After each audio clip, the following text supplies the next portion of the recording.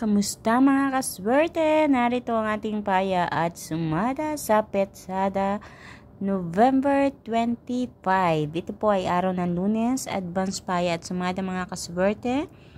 Baka sakaling may mapusuan kayo na gustong tayaan ngayong araw na linggo. So ipinost ko ito ng maaga, kaya naman ito yung ating advance paya at sumada para sa araw ng Lunes. Mga kaswerte, ang ating paya at sumada ay pwedeng tayaan STL at Lotto All Nations. So narito ang mga rumble numbers na inihanda ko para sa inyo. Ito ang lumabas ayon sa ating kalkulasyon sa Petsada. Meron tayong 27, 8, 17, 24, 15, 22, 13, 6, 31, 4, 9. Ayan. At para sa bandang ibaba, arrow down, iyan yung tinatawag nating butas or ipit na numero. So alam nyo na yan mga kaswerte ha. Meron tayong 16, 5, 14, 7, 23. Nasa sa inyo mga kaswerte kung gusto nyo pumili ng isa sa ating butas o ipit na numero at ipare sa isang rumble number.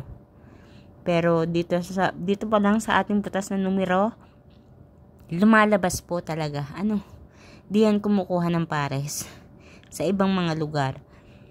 So para naman sa ating lucky pompiang, meron tayong 15, 15, 22, 22, 13, 13 at sa ating lucky tips pares na inihanda ko para sa inyo. Kinuha natin to dito sa ating rumble numbers at butas na numero 7, 15, 27, 9, 6, 22, 17, 5. So mga kaswerte, ilan lang ito sa mga numero na inyong mapagpipilian na pwedeng tayaan ngayong araw ng Lunes.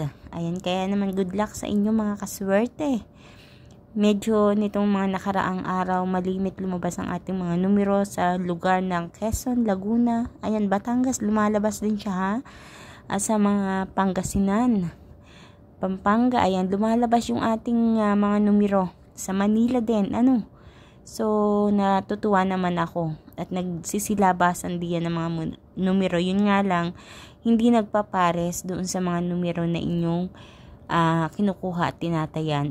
So, naway, sa pagkuha nyo ng mga numero dito sa aking pinapost na ito ay magpares na at kayo ay makahagip ng tama.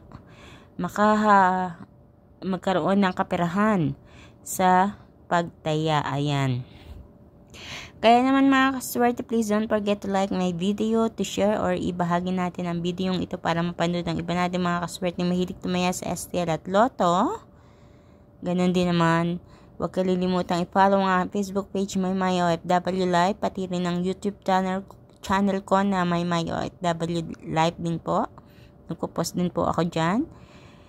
Maraming salamat po sa inyong lahat, sa inyong patuloy na pagsubaybay dito sa ating paya at sumada everyday. Sa mga tumatama, congratulations po. Sa mga hindi pa tumatama, kayo na po ang susunod. Huwag po kayong mag-alala. So hanggang sa susunod nating paya at sumada mga kaswerte. Ayan, kita-kits po tayo. Mag-iingat po kayong lahat. And God bless everyone.